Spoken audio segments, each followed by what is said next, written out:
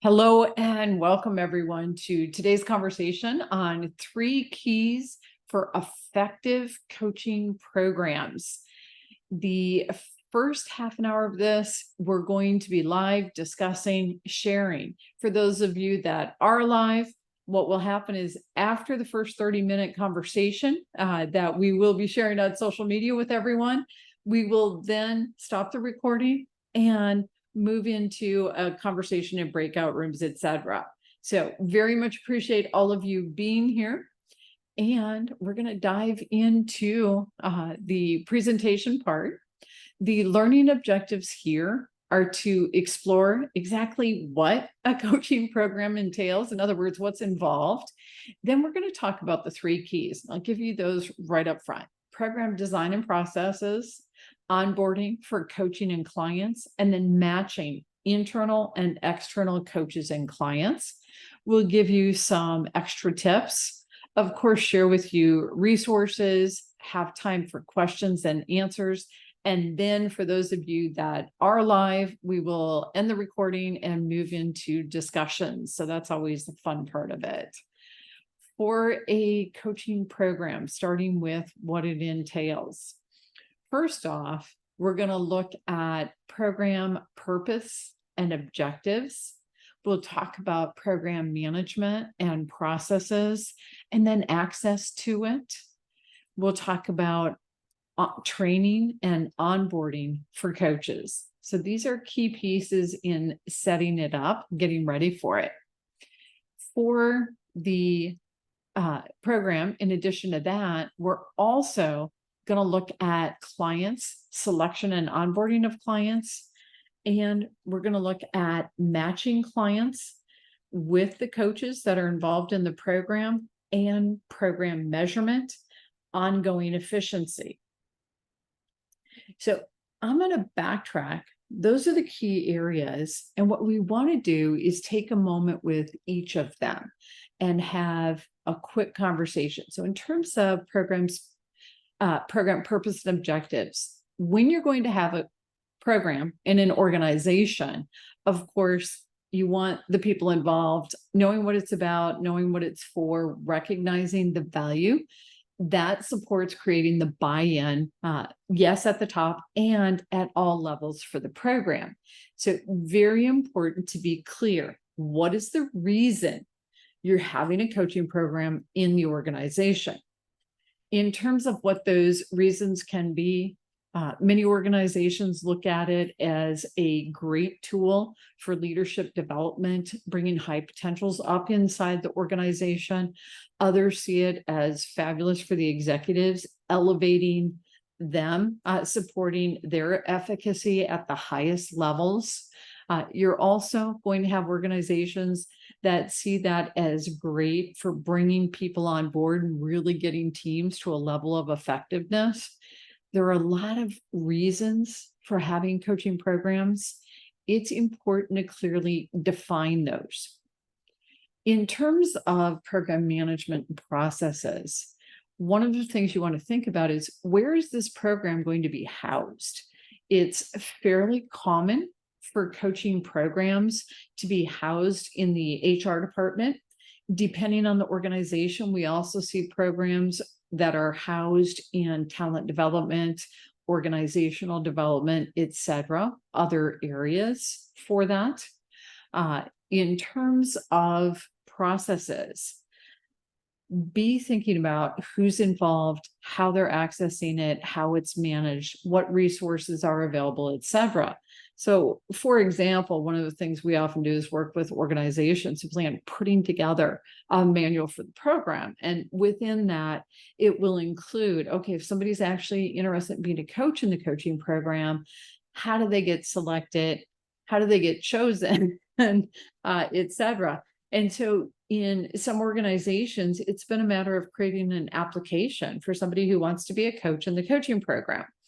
Similarly, for somebody who wants coaching, we have an application for the individual who's requesting a coach, and it has a place for their supervisor to sign off.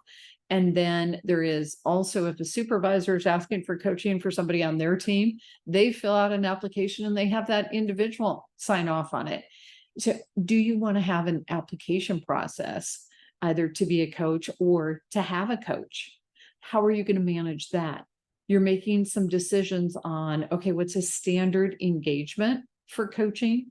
Is it, okay, initially at least this many sessions, after that it's based on, is this adding value, productive, etc. So you're making some decisions in terms of how that's going to happen. Additional processes to consider are, what's the agreement between the coach and the client? How are you managing confidentiality? So, for example, in organizations, one of the big challenges is if the coach is an employee of the organization and they're using a company computer to take notes. Well, the notes on that company computer are owned by the company. So then it's a question of confidentiality. Similarly, company email addresses, etc. So being really clear. To give you an example, one of the organizations where we provide coaches really took a look at this and they said, okay, how are we going to protect this? Because if we don't protect confidentiality, the efficacy of the program is absolutely minimized. And so they're very aware of how valuable it is when the employee has a coach and knows the conversation stays between the coach and the employee. Considerations in that regard mean, can that individual bring in their own computer to take notes? Can that individual put a thumb drive in the organizational computer to take notes? Are they taking notes on an iPad or on pen and paper and taking that home with them? So where information is kept and how the organization is supporting and protecting confidentiality. In terms of processes, in addition to processes for identifying and onboarding coaches and clients, for what the agreement's going to look like, for what the engagement's going to look like, you're also going to want processes for evaluating the results gained through having the coaching program. That is going to be absolutely essential in terms of the longevity of the program, because organizations make determinations on where to invest their funds based on the value it provides to the organization. Be very, very clear on that.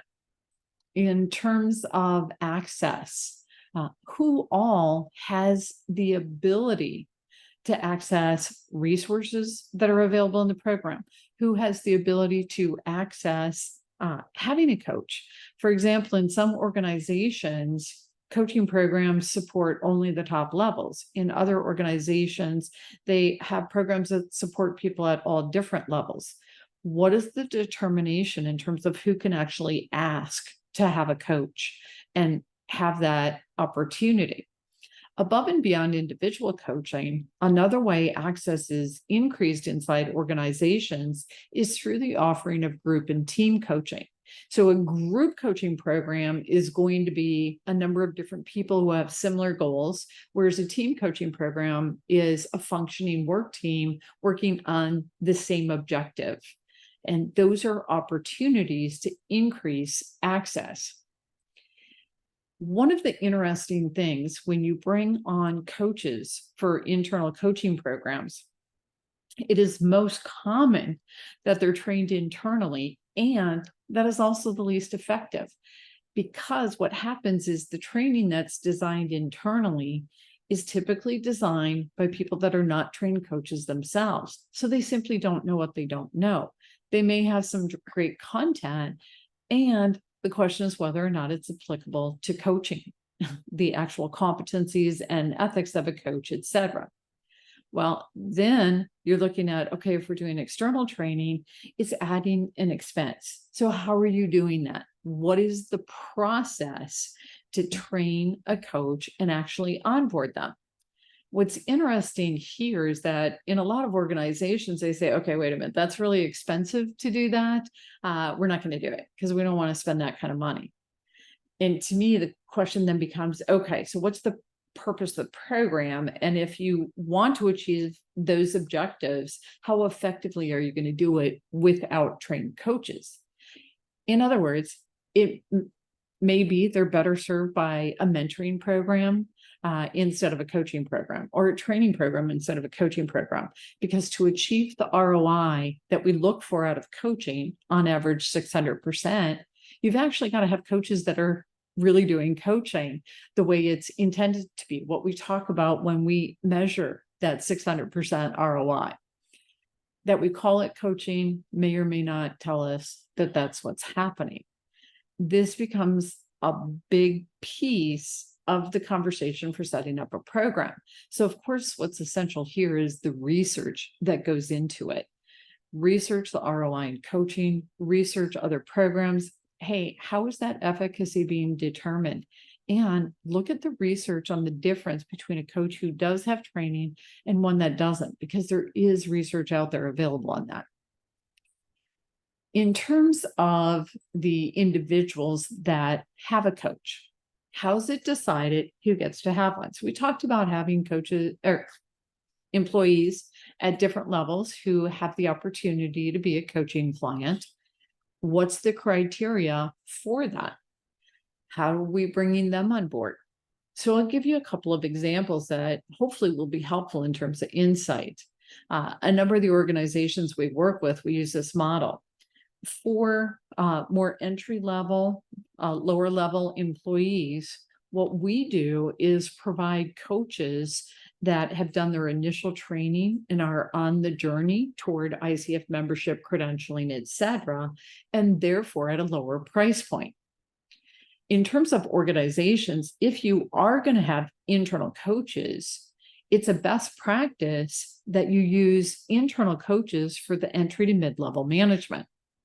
Well, those two pieces right there, that we can get coaches at a more junior level for less, or we can use our internal coaches, that helps address the cost of providing coaches at more levels inside the organization. And of course, the value is incredible. When you have clients that are entry level to those beginning levels and coming up in the team, maybe individual producers, individual contributors on up to team leads, et cetera. When they have access to coaching, you develop them at a more effective rate. You're bringing them up, you're creating more opportunities, and it's actually making an impact in the organization itself in terms of productivity, employee engagement, and yes, the bottom line. So it's addressing the challenge of making coaches available to more people. Now, you also have a challenge at the highest levels. When you're providing coaches for people in the C-suite, a big challenge there is saying, okay, we've got to have a coach at a higher level. Do we want to use an internal coach? Because external coaches, when you're talking people in the C-suite, the price point's higher, fairly high. And they say, oh, we like the idea of the internal. Sometimes that works. And sometimes the challenge is this. If the coach is down the chain of command from the individual who's going to have that coach, it limits what they can talk about. It limits what they can share and discuss. Of course, the benefit of an internal coach is they know the culture in the organization. The disadvantage is it's somebody that, okay, I got to filter myself. I can't share certain things, et cetera. So in terms of clients at upper levels of management, what's the process for them having a coach? We definitely see organizations with programs for high potentials. And when somebody's in that part of the program, includes them having a coach. When we see executives in the C-suite, once people hit a certain level, they get to have a coach and they get to say whether or not they want to have a coach, and they're involved in that. Really, really important to think about, okay, how are we deciding that? And the next piece, of course, is how are we matching coaches and clients? In some organizations, particularly when it's a brand new coaching program, there may not be a whole lot of choice. Gee, we only have one coach or two coaches available. We're pretty much assigning coaches when there's clients to be coached. Alternatively, a best practice is to give each person 3 different choices in terms of who their coach may be. When we have multiple choices, obviously, we're making that offer of, okay, here are 3 coaches you can talk to based on what they want to achieve and their particular requests. For example, organizations that we work with, they can say, okay, these are the areas I want to work on. I'd like to have a coach who's got some expertise in those areas. Common denominator in terms of selecting a coach. Sometimes they have a particular demographic they're looking for, etc. Now, of course, those of you who are trained as coaches say, well, wait a minute, we're not supposed to be the subject matter expert. And what's interesting to note is, well, we know that for people selecting a coach, it's important to them to feel like you have some expertise in what they want to talk about and work on. They want to know you understand it, etc. What that means for you as coach is ensuring that you use that to inform your questions, not to lead the client to an answer, not to have the answer, instead to know what to ask about and explore. So ideally, providing the individual with 3 possible coaches, they can talk to each, have a conversation, we call it a chemistry meeting, and decide which of those 3 they want to work with. And then you're setting up the engagement. Many coaches have a minimum commitment of 6 sessions. Even better is a commitment to 12 sessions over 6 months, simply because coaching is a process, creating change is a process, and it's a process over time. So we're finding it's really effective. And then at that point, making the decision, okay, is this individual going to be given more sessions than that for what it is they want? And going from there. As far as measuring the program, when you're going to start a program, it's really smart to look at what metrics are currently available. Is the company looking at productivity numbers, employee engagement numbers, turnover numbers, sales numbers? What are the different metrics that are being evaluated on a regular basis? Find out what the baseline is. Then you have the coaching and you look at the same metrics. And of course, part of this is determining how much of the change is due to the coaching. In part, that can be done by having a conversation with people who have a coach and checking with them. Part of it may be, okay, we got to figure out all the different factors. What are we doing differently in terms of change? It's definitely something that has to be considered before starting if you want to have a baseline. Of course, you're also looking at the ongoing efficacy of it. So a couple of additional thoughts on top of metrics that are available to you. Some organizations will do an assessment, particularly when it's a leadership development, high potentials, etc. Do an assessment before starting, do the coaching, and then do an assessment when it's completed. Above and beyond that, simply having people fill out surveys. Hey, how's this going? How's it serving you? What's the impact of working with a coach for you? That way you're getting both qualitative and quantitative input in terms of the efficacy. Plan ahead of time how you want to track that. Okay, so we're going to move into our 3 keys now. That was giving you a sense of what's involved in a coaching program, what's important to make it successful. First off, the way the program is designed and how the coaching is delivered makes a big difference in the success. How you onboard coaches and clients, and how you match coaches and clients. So very specifically, in terms of program design processes, the first step is going to be gaining leadership buy-in and support.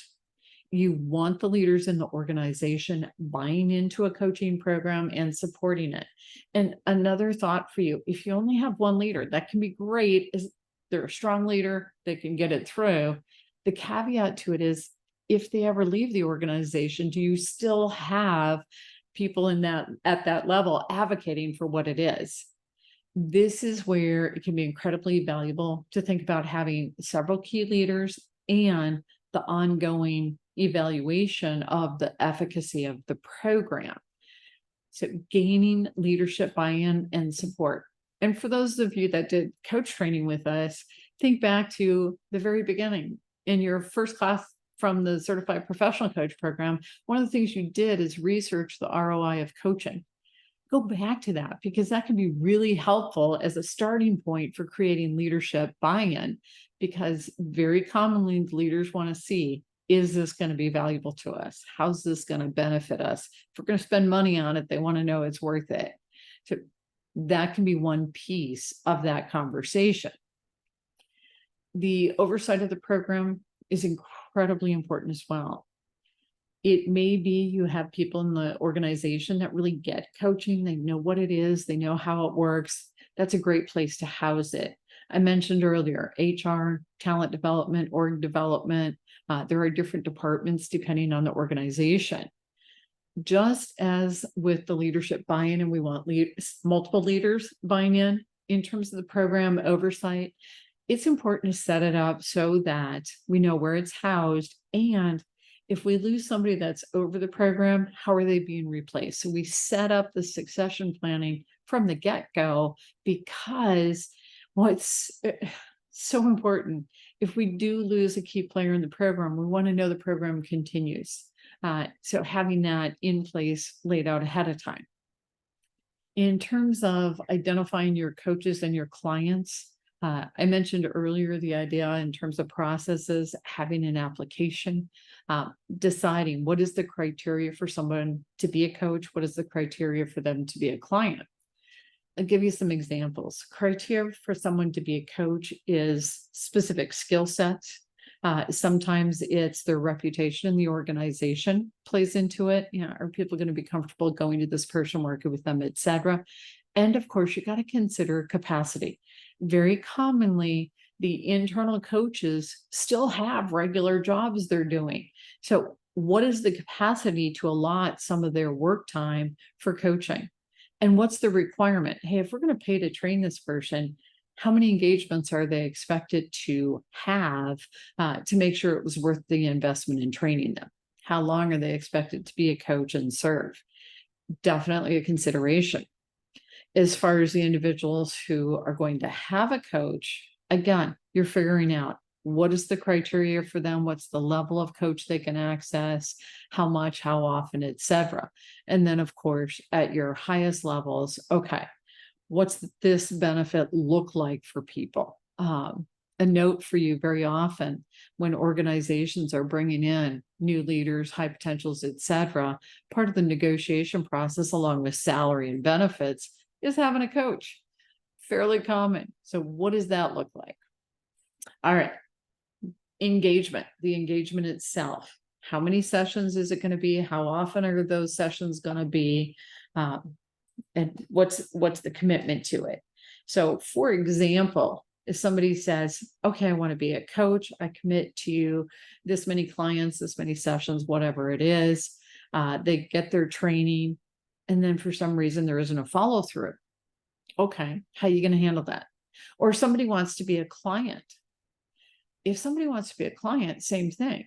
If they apply, they get approval for a coach, what's their commitment to the follow through in terms of doing the coaching sessions that they gain?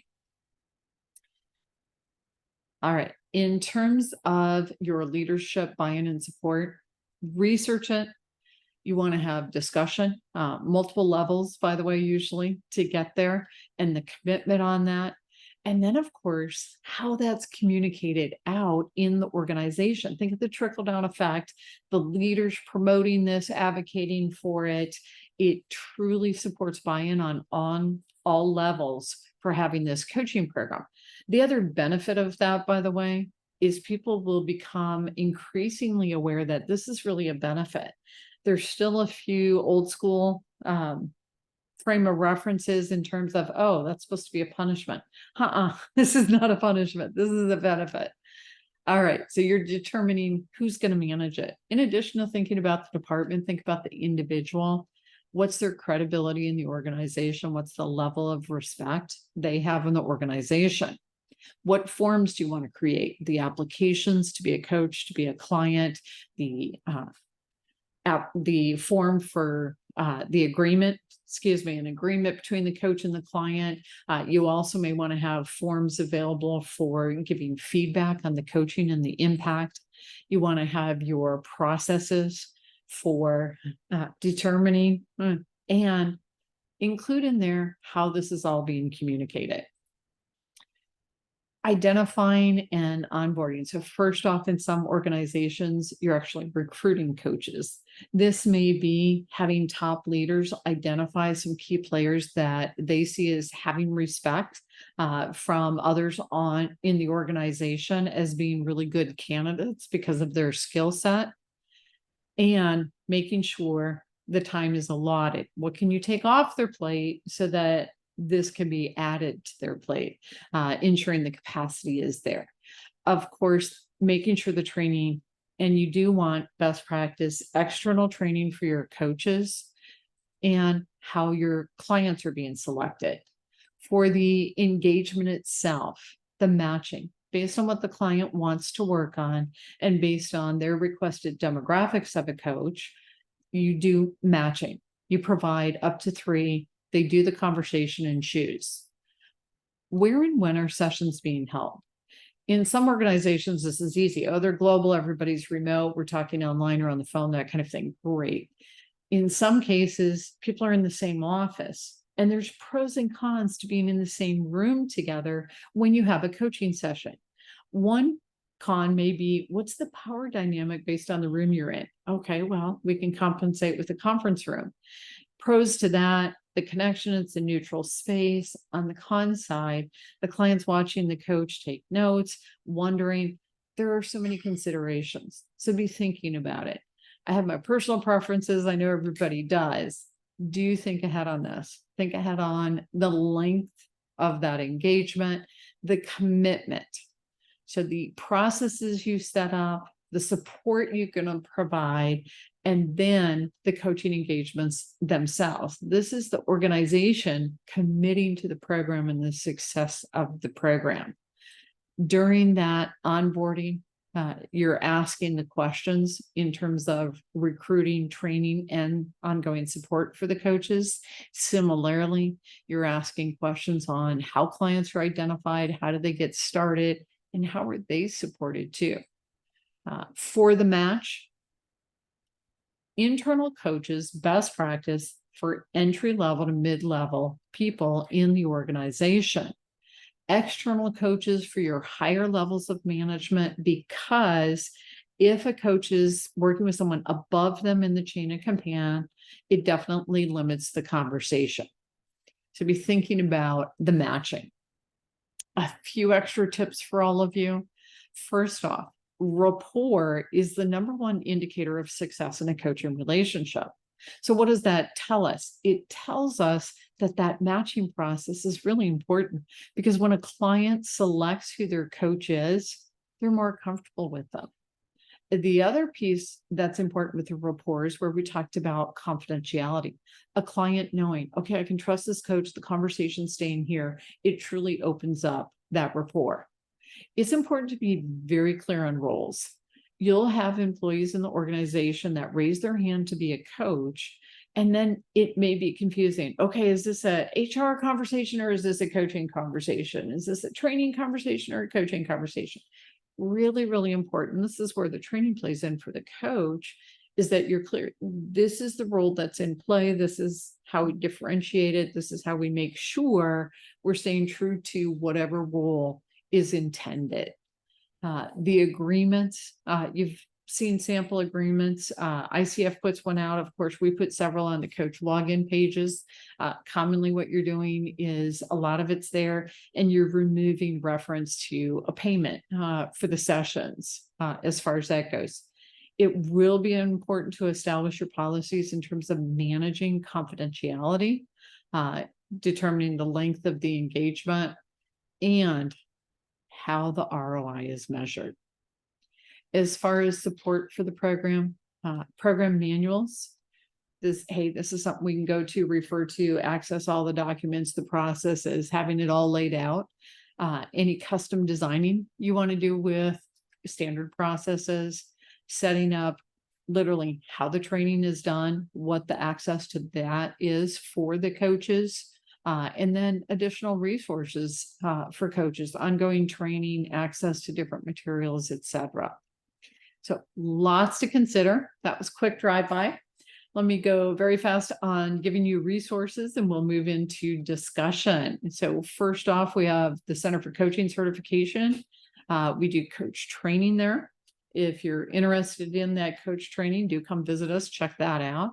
And then if you're looking for coaches to be external coaches to be part of your coaching program, Coach 123 is available to you. For additional information, visit the blog. Check out our Coaching Perspectives book series. And of course, we do monthly webinars, we do weekly podcasts, blogs, etc. So lots of information on a regular basis. If you are looking at a coaching program, working in a coaching program, and you want to have a conversation, a call, email, that kind of thing, let us know. We can set that up. In terms of outsourcing, if you want help with the coaching program, with training of coaches and with providing coaches, happy to do that as well.